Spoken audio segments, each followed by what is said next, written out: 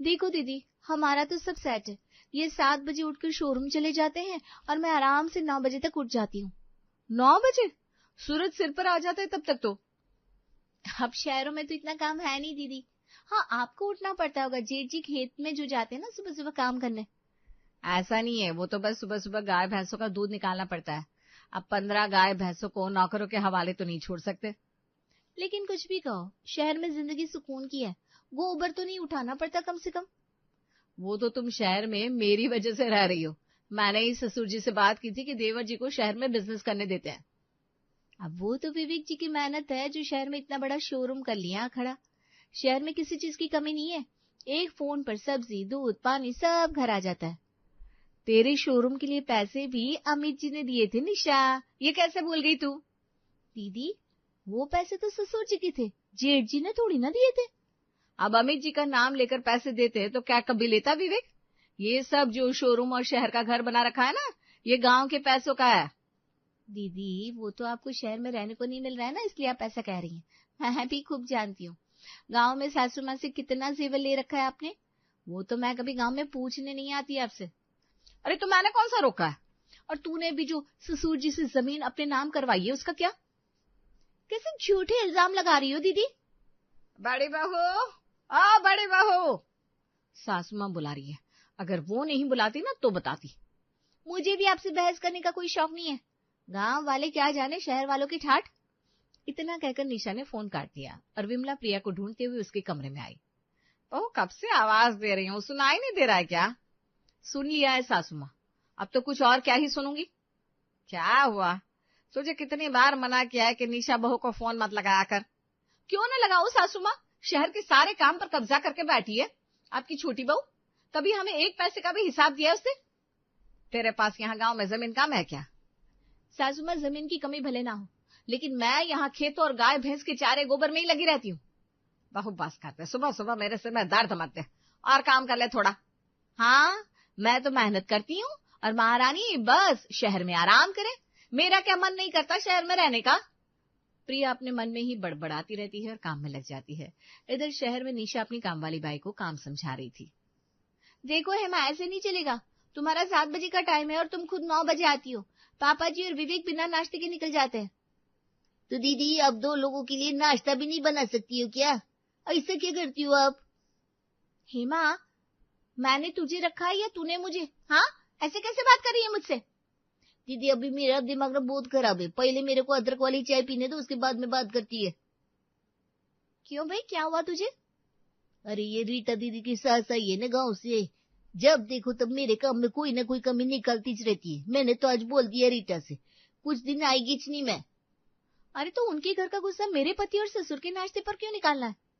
वो इससे तो आपका भी मूड आज ठीक नहीं लग रहा है दीदी। क्या बात है, आज फिर जेठानी से लड़ाई हो गई क्या? अरे कैसी जेठानी? गांव की जमीन, मम्मी जी के गहने, जेवर सब तो रख के बैठी है और कहती है हमने शहर में पापा जी से जमीन अपने नाम करवा ली। अरे तो दीदी, बाद में ये सब प्रॉब्लम तो आनी है।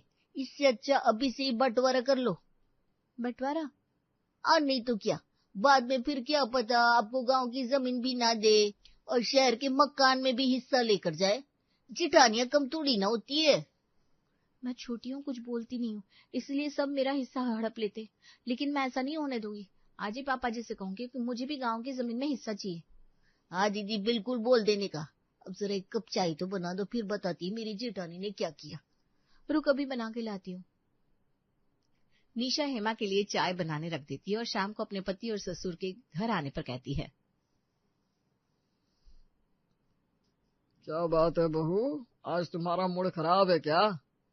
तबीयत तो ठीक है ना तुम्हारी? मेरी तबीयत बिल्कुल ठीक है। पापा जी, मुझे आपसे कुछ बात करनी है। हाँ हाँ बहू, बोलो क्या बात है?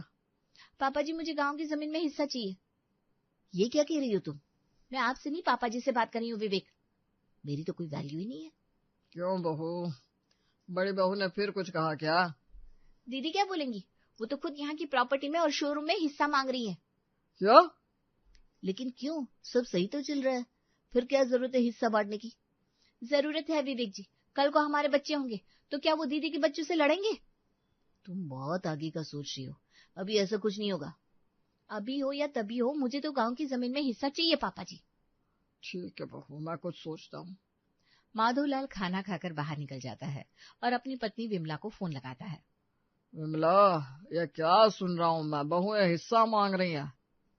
आपने तो अभी सुना होगा, यहाँ मैं तो सुबह से सुन रही हूँ। अरे पर लेकिन अचानक से क्यों? अरे अब जब कोई रोज रोज फोन पर शहर की तारीफ करेगा तो गांव वाले का मन क्यों नहीं होगा शहर जाने का। ओह, तो ये बात है। कोई बात नहीं विमला, मेरे पास एक उपाय है। क्या उपाय है? माधवलाल विमला को अपने उपाय के बारे में बताता है। ठीक है, अब ये लोग अगर दोबारा लड़ाई करने बैठ गई ना तो अब बताती हूँ मैं इन्हें। हाँ, और मुझे पूरा भरोसा है तुम पर, तुम सब संभालोगी। अगले दिन प्रिया दोपहर को खेतों से लौटी और अपनी सास से बोली, इतनी तेज धूप में मुझे खेतों के 4 चक्कर लगाने पड़ते हैं और वहां वो महारानी शहर में दिन भर घर में एसी की हवा खाती है। अरे बहू तो कहे तो तेरे कमरे में भी लगवा दूं एसी, अब खेतों में तो लग नहीं सकता, हमारे पास तो कूलर तक नहीं था। सासू मां, बात खेतों में एसी की नहीं है, बात यह है कि मैं ही गांव में क्यों पड़ी रहूं, मुझे क्या अच्छा नहीं लगेगा शहर में रहना। तो तू क्या चाहती है? मुझे भी हिस्सा चाहिए शहर के मकान में और शोरूम का हिसाब भी करना है। वो सब तो ठीक है, लेकिन तू कभी शहर में रही नहीं है बेटा। तो निशा कौन से शहर में पली बड़ी है, गई तो वो भी शादी की बाद ही है। बात तो तेरी भी ठीक है। विमला आगे कुछ कहती तब तक उसका फोन बज उठा। लो आ गया छोटी बहू का फोन। करो करो बात, और मेरी बात भी रख देना। हाँ भाई, तू जरा शांति पकड़। विमला फोन को कान से लगाकर बात करने लगती है। प्रणाम मम्मी जी। खुश रहो बहू, आज कैसे याद कर लिया आपने मम्मी जी को? याद तो रोज ही करती हूँ, लेकिन जिठानी जी बात ही कहाँ करवाती है। अच्छा अच्छा, बताओ क्या बात है? मम्मी जी, अब तो समय आ गया है कि आप हम दोनों बहुओं में बंटवारा करते। आपको तो पता है शहर में कितने खर्चे होते हैं, अकेले यहाँ की कमाई से कुछ नहीं होने वाला। तो क्या करूं मैं, एक और शोरूम खुलवा दूं?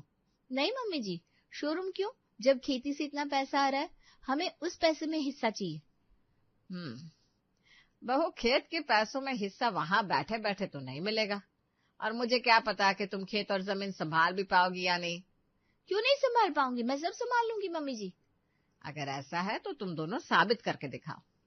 प्रिया, तू शहर जाकर रह 1 महीने और वहां का काम संभाल, और निशा तू गांव आकर यहाँ का काम संभाल। ठीक है सासू माँ, मुझे मंजूर है। क्या हुआ निशा, तू कुछ बोल नहीं रही है? मैं भी तैयार हूँ मम्मी जी, भेज दीजिए दीदी को यहाँ और मैं आती हूँ वहाँ। अगले दिन निशा गांव में रहने चली आती है और प्रिया शहर में रहने जाती है। देखो तो कितना अच्छा घर कर लिया है शहर में। बहू, इसे घर नहीं फ्लैट कहते हैं, कुछ दिन में अपने आप समझ जाओगी। अरे तो रहने के लिए तो अच्छा ही है ना। चलो हम दुकान पर जा रहे हैं, अमित को बुला दो, जागा नहीं है क्या अब तक? वो तो सुबह जल्दी जाकर पहुंच भी गए, उनकी आदत वही है ना गांव वाली। अच्छा अच्छा, ठीक है, मैं भी जाता हूँ, काम वाली हेमा आएगी, उसे समझा देना काम। ठीक है पापा जी। माधवलाल काम पर निकल जाते हैं और प्रिया आराम से बैठकर टीवी देखने लगती है। अरे अब कौन है, और निशा दीदी किधर है? मैं उसकी जेठानी हूँ, 1 महीना यहीं रहूंगी। अब गांव से आई लिए ना? गांव से आई हूँ, दूसरे ग्रह से नहीं। ऐसा क्यों बोल रही है? अरे यार, अभी तो मैं एक किस्सा से परेशान थी, अब गांव वाली एक और आ गई। क्या हुआ, तू क्या सोच रही है? अरे दीदी, मैं तो ये कहने को आई थी, मेरे को ना 1 महीने के लिए अपने गांव जाने का है। मैंने निशा दीदी को बता दिया था, तो मैं चलती अब। अरे पर काम कौन करेगा? दीदी 1 महीने की बात है, अब देख लो ना। हेमा वहां से चली जाती है और प्रिया घर के काम संभालने लगती है। शहर में रहना कौन सी बड़ी बात है, वॉशिंग मशीन चलाओ कपड़े धुल गए, मिक्सी चलाओ चटनी बन गई, सब काम हो जाता है। लेकिन दूध कहाँ है भाई? प्रिया अपने ससुर को फोन लगाती है।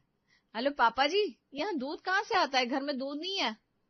अरे प्रिया, बिल्डिंग के नीचे ही किराने की दुकान है, वहीं से दूध आता है, तुम जाकर ले आओ, और देख लेना सब्जियां भी ले आना।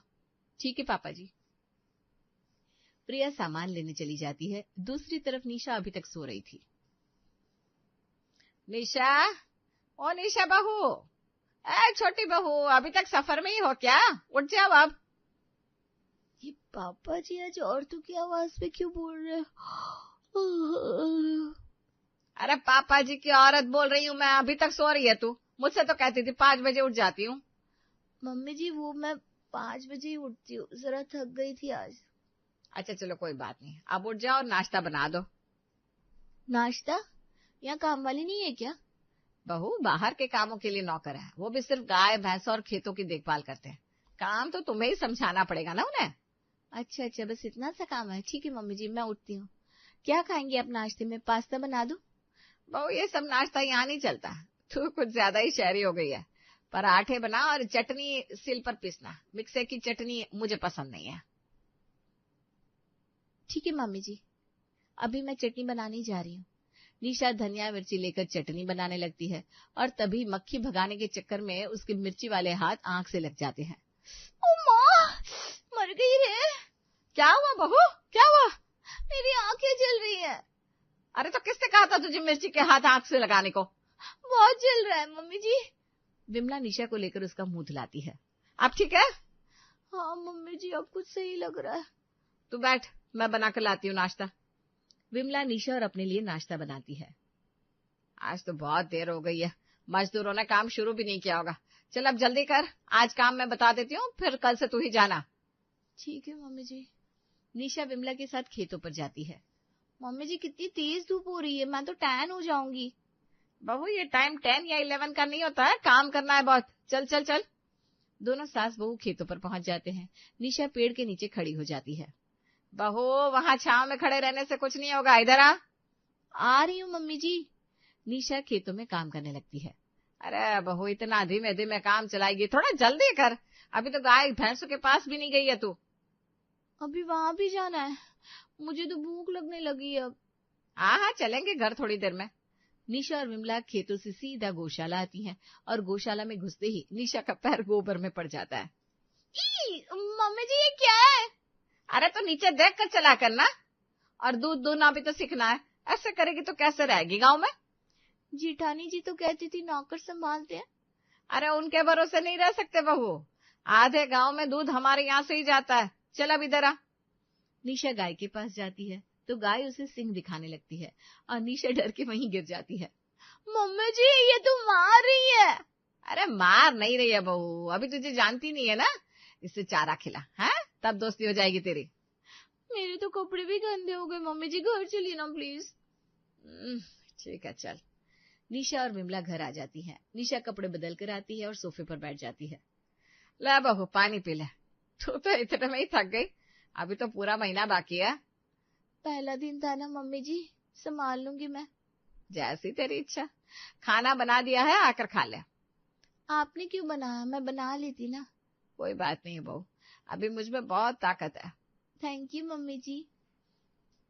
निशा खाना खाकर सो जाती है और शाम में प्रिया के ससुर देवर और पति काम से लौट कर आते हैं।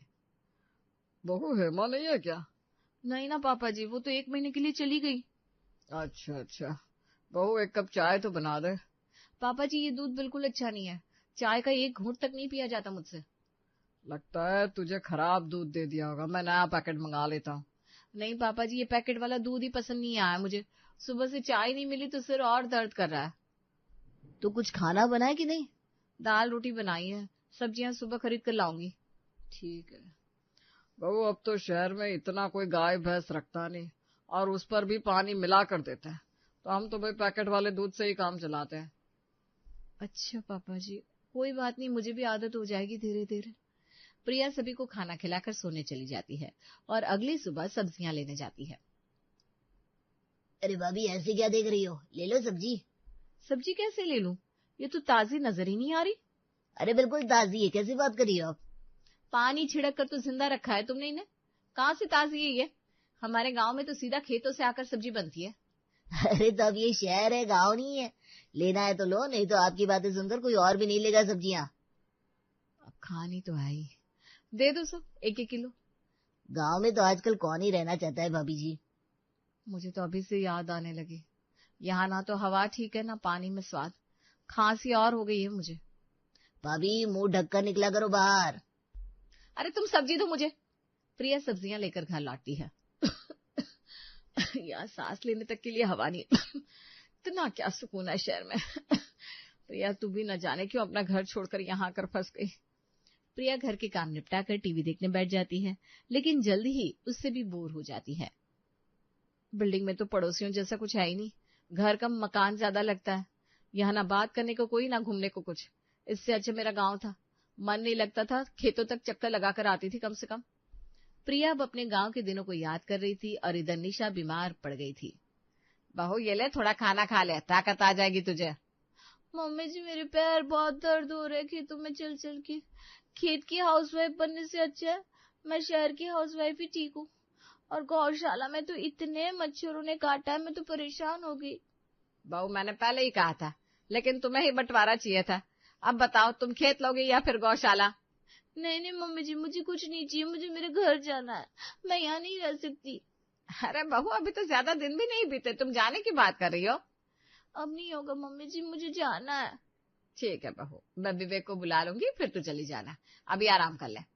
विमला अपनी बहू निशा के पैर दबाती है और मन ही मन सोचती है, जिसका काम उसी को साजे और करे तो ठन ठन बाजे। बहू, ओ बड़ी बहू। जी पापा जी। क्या हुआ बहू, तुम इतनी उदास क्यों? पापा जी यहाँ कोई बात करने को भी नहीं है, बाहर जाती हूँ तो सांस लेना मुश्किल हो जाता है। गांव में तो हवा कितनी साफ थी, यहाँ एक दूसरे से कोई कुछ बोलता भी नहीं है। अरे बहू, शहर में सब व्यस्त रहते हैं, ऐसे ही तो रहा जाता है शहर में। ये घर भी कितना छोटा है, मैं तो अपने गांव वाले घर में ही 4 चक्कर आराम से लगा लिया करती थी। कोई बात नहीं बहू, महीने का एंड होने दो, फिर शोरूम का हिसाब देखना तो अच्छा लगेगा। नहीं मुझे कुछ नहीं देखना, मुझे घर जाना है अब। और बंटवारा? नहीं चाहिए हिस्सा, आप तो मेरे गांव जाने की व्यवस्था कर दीजिए बस। ठीक है बहू, जैसा तुम चाहो। मैं अमित को कह दूंगा, वो तुम्हें वापस ले जाए। धन्यवाद। अगले दिन ही प्रिया गांव पहुंच जाती है और निशा वापस अपने शहर। अब कोई नहीं करेगा बातें बंटवारे की। अरे सपने में भी नहीं करेगा। देखो दीदी, हमारा तो सब सेट है। ये 7 बजे उठ